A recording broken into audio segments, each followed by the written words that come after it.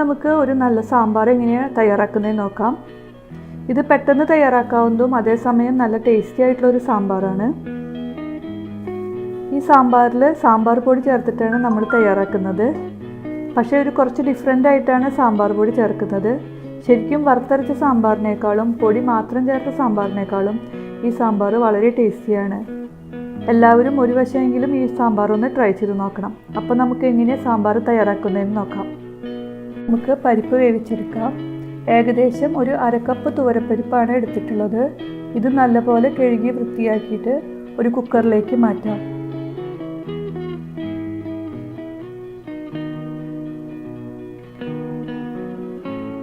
ഇതിലേക്ക് ചെറുതായിട്ട് അരിഞ്ഞിട്ടുള്ള ഒരു കഷ്ണം മത്തങ്ങ ചേർത്ത് കൊടുക്കാം.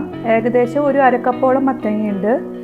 മത്തങ്ങ എടുക്കുമ്പോൾ എപ്പോഴും ചെറുതായിട്ട് ഓറഞ്ച് നിറമുള്ളതോ നല്ല മഞ്ഞ നിറമുള്ള മത്തങ്ങ എടുക്കുന്നതായിരിക്കും കൂടുതൽ നല്ലത്. ആ മത്തങ്ങയ്ക്ക് കുറച്ചൊരു സ്വീറ്റ്നെസ് ഉണ്ട്. അപ്പോൾ നമ്മുടെ സാമ്പാർ കുറച്ചുകൂടെ ടേസ്റ്റ് ആവും.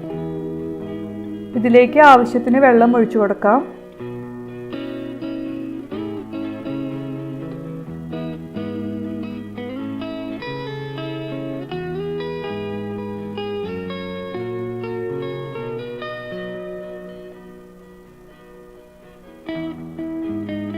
കുറച്ച് വെളിച്ചെണ്ണ ചേർത്ത് കൊടുക്കുന്നുണ്ട്.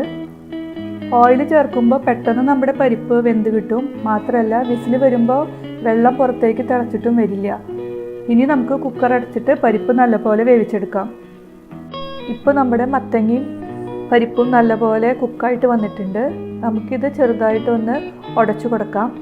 ഈ സാമ്പാറിൽ നമ്മൾ മത്തങ്ങ എന്തായാലും ചേർക്കണം. കാരണം മത്തങ്ങ ചേർത്ത സാമ്പാറിന് ഒരു പ്രത്യേക ടേസ്റ്റാണ്. അതുകൊണ്ട് മത്തങ്ങ ഒരിക്കലും ഒഴിവാക്കരുത്.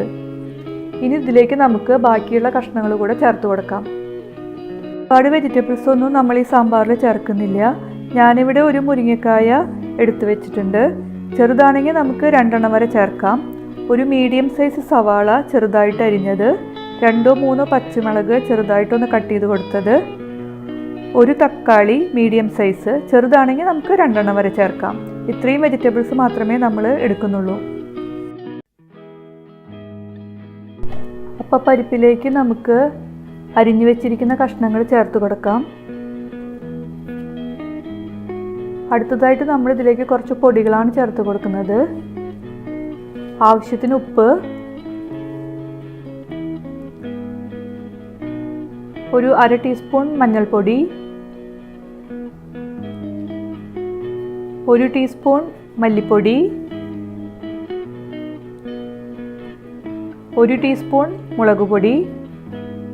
ഇവ ചേർത്ത് നല്ലപോലെ യോജിപ്പിച്ചതിന് ശേഷം വെജിറ്റബിൾസ് കുക്കാവാൻ ആവശ്യമായിട്ടുള്ള വെള്ളം ചേർത്ത് നമുക്കിത് അടച്ചു വെച്ചിട്ട് വേവിച്ചെടുക്കാം. ഞാനിവിടെ ഏകദേശം ഒരു 1/2 ഗ്ലാസോളം വെള്ളമാണ് ഇപ്പോൾ ഒഴിച്ചു കൊടുത്തിരിക്കുന്നത്.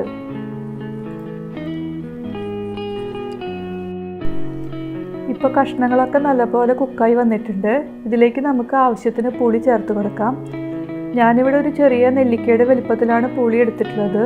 ഇത് കുറച്ച് വെള്ളത്തിൽ കുതിർത്തതിന് ശേഷം നമുക്ക് ആവശ്യാനുസരണം സാമ്പാറിലേക്ക് ചേർത്ത് കൊടുക്കാം.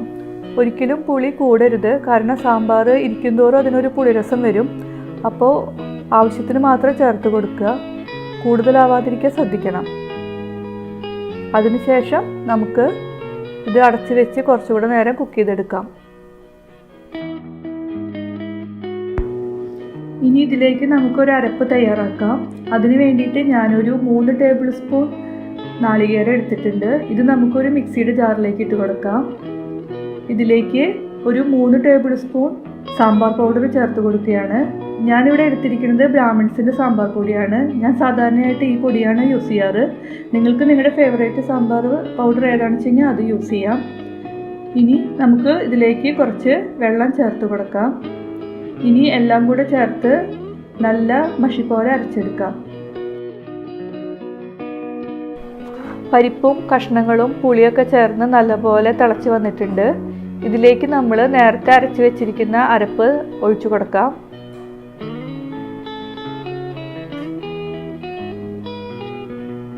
ഇതിലേക്ക് കുറച്ചുകൂടെ വെള്ളം ചേർത്തിട്ട് നമുക്ക് ഒന്ന് ഡൈല്യൂട്ട് ചെയ്തെടുക്കാം.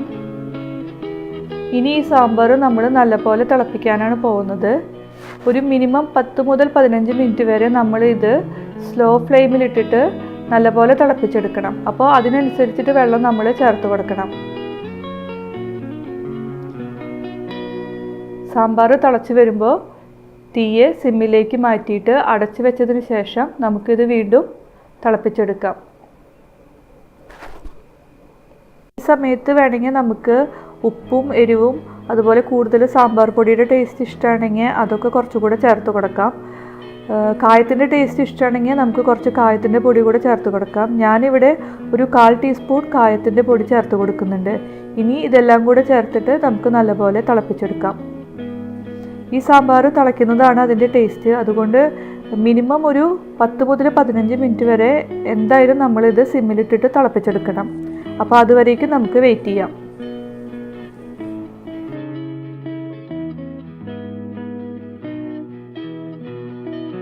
ഇപ്പോൾ ഏകദേശം ഒരു 15 മിനിറ്റ് ആയിട്ടുണ്ട്. സാമ്പാർ നല്ലപോലെ തിളച്ച് കുറുകി വന്നിട്ടുണ്ട്. ഇനി നമുക്ക് ഇതിലേക്ക് താളിച്ച് ചേർക്കാം.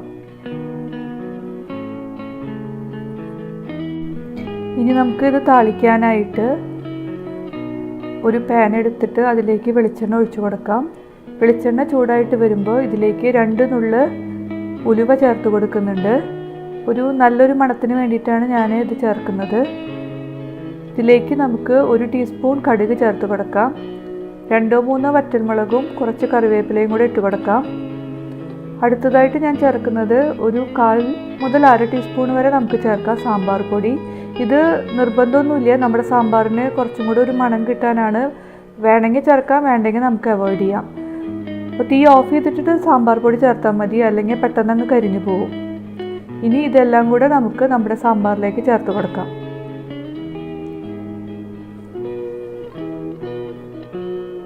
ഇപ്പോൾ നമ്മുടെ സാമ്പാർ റെഡി ആയിട്ടുണ്ട്. ഇത് നല്ലപോലെ തണുത്തതിന് ശേഷം ഉപയോഗിക്കുന്നതായിരിക്കും കൂടുതൽ നല്ലത്. നിങ്ങൾക്ക് ഈ റെസിപ്പി ഇഷ്ടമായെങ്കിൽ ലൈക്ക് ചെയ്യാനും ഷെയർ ചെയ്യാനും മറക്കരുത്. ഒപ്പം പുതിയ റെസിപ്പീസിൻ്റെ നോട്ടിഫിക്കേഷനായിട്ട് ചാനൽ സബ്സ്ക്രൈബ് ചെയ്ത് തൊട്ടടുത്തുള്ള ബെല്ലൈക്കോൺ കൂടെ ഒന്ന് പ്രസ് ചെയ്യാൻ മറക്കരുത്. Thank you.